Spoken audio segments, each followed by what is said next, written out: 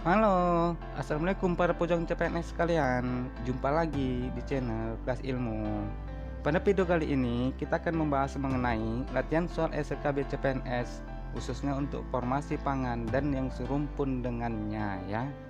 Materi yang kita bahas kali ini itu termasuk ke dalam kisi-kisi terbaru ya. Dan ini juga banyak keluar dalam ujian SKB pada tahun-tahun sebelumnya, yaitu kemasan bahan pangan beserta pembahasan lengkapnya ya. Namun bagi kami yang baru menemukan video ini, ada baiknya untuk mensubscribe agar bisa mendapatkan info dan latihan soal terbaru dari Kelas Ilmu. Oke teman-teman, tanpa berlama-lama lagi, kita langsung saja ke soal nomor 1 ya. Pengemasan sebagai bagian integral dari proses produksi dan pengawetan bahan pangan. Di bawah ini merupakan fungsi utama dari pengemasan yang paling tepat adalah titik-titik. A. Agar bahan pangan laku terjual. B. Agar bahan pangan mempunyai nilai nutrisi yang baik. C. Agar bahan pangan memenuhi standar mutu yang ada. D. Meningkatkan nilai ekonomi dan efisiensi bahan pangan. Atau E. Agar bahan pangan tidak mengalami perubahan bentuk dan mutu. Oh ya, kalian bisa menjawab pertanyaan ini sendiri ya, agar tahu seberapa besar persiapan kalian dalam menghadapi ujian SKB CPNS nantinya ya. Oke, kita bahas ya. Ada 6 fungsi utama kemasan yang seharusnya dipenuhi oleh suatu bahan pengemas, yaitu yang pertama itu menjaga produk bahan pangan atau hasil pertanian agar tetap bersih dan terlindung dari kotoran dan kontaminasi ya. Lalu yang kedua, melindungi makanan dari kerusakan fisik, penyinaran dan perubahan kadar air. Lalu fungsi yang ketiga, mempunyai kemudahan dalam membuka dan menutup dan juga memudahkan dalam tahap penanganan, pengangkutan, dan distribusi ya.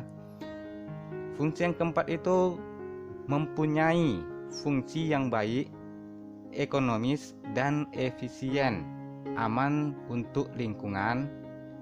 Yang kelima, mempunyai ukuran, bentuk, dan bobot yang sesuai dengan norma atau standar yang ada, mudah dibuang dan mudah dibentuk atau dicetak ya.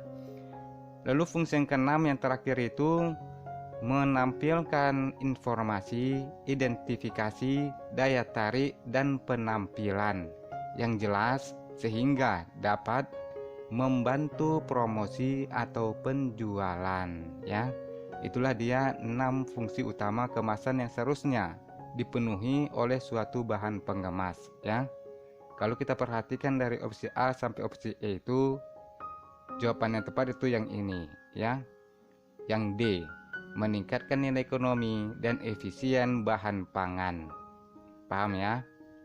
Kalau untuk opsi A, B, C, dan E itu merupakan fungsi dari bahan pangan itu terhadap pengemasan. Yang ditanya di sini fungsi utama dari pengemasan, bukan bahan pangannya ya. Jadi bisa dibedakan ya. Kita lanjut ke soal nomor 2. Pernyataan yang benar tentang sifat kemasan semi fleksibel adalah bahan kemas titik-titik. A. Mudah dilenturkan tanpa ada retak. B. Lebih tipis tetapi mudah dibengkokkan. C. Bersifat keras, patah bila dibengkokkan. D. Bersifat antara kemasan fleksibel dan kemasan kaku. Atau E. Bersifat keras, kaku, tidak tahan benturan. Oke, kita bahas ya. Kemasan itu dapat digolongkan berdasarkan berbagai hal, yaitu salah satunya adalah berdasarkan kekakuan bahan kemasnya ya. Berdasarkan kekakuan bahan kemas, itu yang pertama adalah kemasan fleksibel. Kemasan fleksibel ini itu bila bahan pengemasnya mudah dilenturkan tanpa adanya retak atau patah ya. Bahannya ini biasanya itu lebih tipis, misalnya itu plastik, kertas, dan foil. Kemasan fleksibel ini juga bisa disebut kemasan bentuk ya, kemasan bentuk. Lalu yang kedua itu kemasan kaku. Itu bila bahan pengemasnya bersifat keras, kaku, tidak tahan benturan, patah bila dipaksa dibengkokkan ya. Jadi ini bahan pengemasnya itu biasanya lebih keras daripada kemasan fleksibel tadi ya. Itu misalnya kayu, gelas, dan logam. Lalu yang ketiga itu kemasan semi fleksibel. Itu bila bahan pengemasnya yang memiliki sifat antara kemasan fleksibel dan kemasan kaku ya. Itu misalnya adalah botol plastik ya. Ini biasanya untuk produk susu, kecap, saus, paham ya. Jadi pernyataan yang benar tentang sifat kemasan semi fleksibel adalah bahan kemas yang D ya, jawabannya bersifat antara kemasan fleksibel dan kemasan kaku. Paham ya? Soal berikutnya nomor 3. Di bawah ini merupakan penggunaan kemasan edible film kecuali titik-titik. A. Kapsul obat, B. Pelapis coklat, C. Botol minuman, D. Pembungkus sosis, atau E. Pembungkus permen. Oke, kita bahas sedikit ya. Kemasan edible itu merupakan lapisan tipis dan kontinu yang dibuat dari bahan yang dapat dimakan ya. Jadi kemasan edible itu dia bahannya yang dapat dimakan. Kemudian dibentuk melapisi pangan atau coating, atau diletakkan di antara komponen makanan atau film ya, yang berfungsi sebagai barrier terhadap transfer massa. Ini misalnya kelembaban, cahaya, zat terlarut, lipida, oksigen ya, dan atau sebagai carrier bahan makanan aditif ya, serta untuk meningkatkan penanganan suatu pangan. Penggunaan kemasan edible banyak dijumpai pada pembuatan kapsul obat, sosis, permen, pelapis coklat, wafer, dan lain-lain ya. Jadi penggunaan kemasan edible itu banyak dijumpai pada pembuatan kapsul obat, sosis, permen, pelapis coklat, wafer, dan lain-lain. Yang di sini yang ditanya itu adalah yang kecuali. Jadi di antara opsi A, B, C, D, dan E itu yang kecuali itu adalah yang C ya, botol minuman. Kalau manusia bisa makan botol minuman berarti dia itu kuda kepang, ya kan? Kuda kepang makan botol atau makan kaca. Paham ya? Soal nomor 4. Penyebab kerusakan bahan pangan yang dikemas adalah titik-titik. A. Perubahan fisik dan biokimia. B. Kerusakan mekanis dan perubahan kadar air. C. Perubahan kimia dan mikrobiologi serta interaksi dengan oksigen. D. Kehilangan dan penambahan cita rasa yang tidak diinginkan. Atau E. Semua jawaban benar. Ya. Faktor-faktor yang mempengaruhi kerusakan bahan pangan sehubungan dengan kemasan yang digunakan itu dapat digolongkan kepada yang pertama itu kerusakan yang sangat ditentukan oleh sifat alamiah produk sehingga tidak dapat dicegah dengan pengemasan. Contohnya perubahan-perubahan fisik, biokimia, dan kimia serta mikrobiologis ya. Lalu yang kedua, kerusakan yang tergantung pada lingkungan dan hampir seluruhnya dapat dikontrol dengan kemasan yang digunakan. Ini misalnya kerusakan mekanis, perubahan kadar air, absorpsi, dan interaksi dengan oksigen. serta kehilangan dan penambahan cita rasa yang tidak diinginkan ya. Mari kita bahas satu persatu dari opsinya. Yang untuk A, perubahan fisik dan biokimia, berarti dia yang ini, berarti ini jawabannya benar.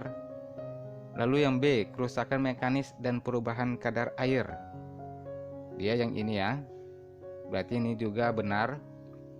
Yang C nya, perubahan kimia dan mikrobiologi serta interaksi dengan oksigen, dia itu yang ini sama yang nomor 2, berarti ini juga benar. Yang D nya, kehilangan dan penambahan cita rasa yang tidak diinginkan, berarti yang terakhir ini ya, kehilangan dan penambahan cita rasa yang tidak diinginkan, berarti ini juga benar. Jadi penyebab kerusakan bahan pangan yang dikemas itu adalah yang E ya, semua jawaban benar. Paham ya?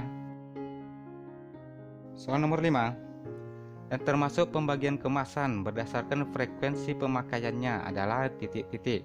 A. Disposable, B. Fleksibilitas, C. Indisposable, D. Multidisposable, atau E. Quartener.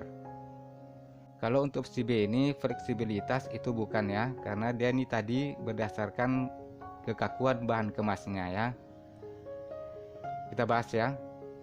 Klasifikasi kemasan berdasarkan frekuensi pemakaian.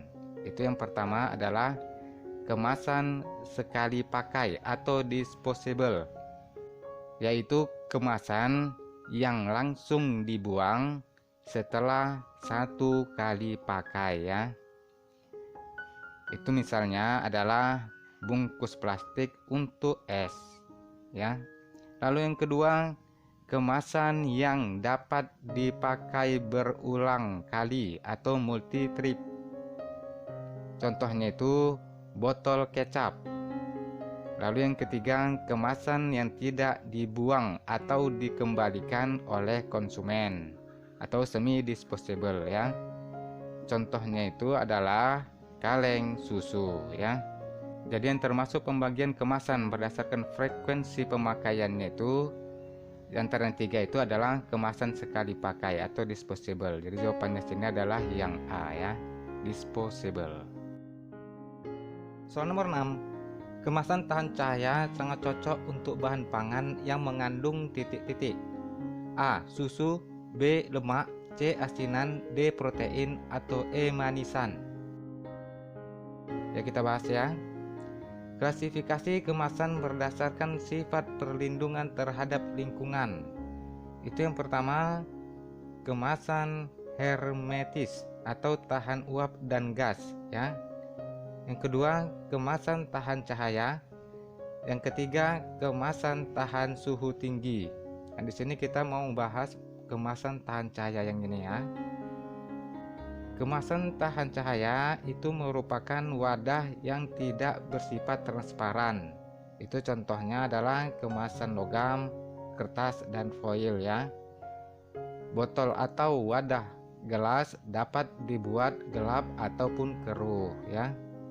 Kemasan tahan cahaya sangat cocok untuk bahan pangan yang mengandung vitamin yang tinggi dan lemak, serta makanan yang difermentasi ya. Jadi di antara opsi A sampai opsi E itu yang cocok itu adalah yang lemak ya. Jadi kemasan tahan cahaya sangat cocok untuk bahan pangan yang mengandung yang B, lemak. Paham ya? Soal nomor 7, soal terakhir. Pengemasan pertama kali dikenal semenjak tahun titik-titik. A. 40 sebelum Masehi, B. 400 sebelum Masehi, C. 4000 sebelum Masehi, D. 400 Masehi, atau E. 40 Masehi. Oke, soal ini kita lempar aja ya. Tulis pembahasan dan jawaban kalian di kolom komentar biar sama-sama belajar. Nanti insya Allah aku kasih jawabannya di akun Instagramku aja. Akun Instagramnya itu yang ini dia, @kelas.ilmu ya. Dan ini tolong juga di follow ya, karena di sini ada info dan latihan soal terbaru mengenai pertanian khususnya pangan ya. Oke teman-teman, sekian dulu video pembahasan latihan soal SKP pangan dan serumpunnya pada kali ini. Mengontrol minyak maka Anda akan mengendalikan negara, tapi mengontrol pangan maka Anda akan mengendalikan rakyat. Akhir kata, terima kasih sudah menyaksikan dan semoga bermanfaat. Nanti insya Allah kita akan berjumpa lagi pada video-video pembahasan lainnya. Assalamualaikum warahmatullahi wabarakatuh dan sampai jumpa. Bye.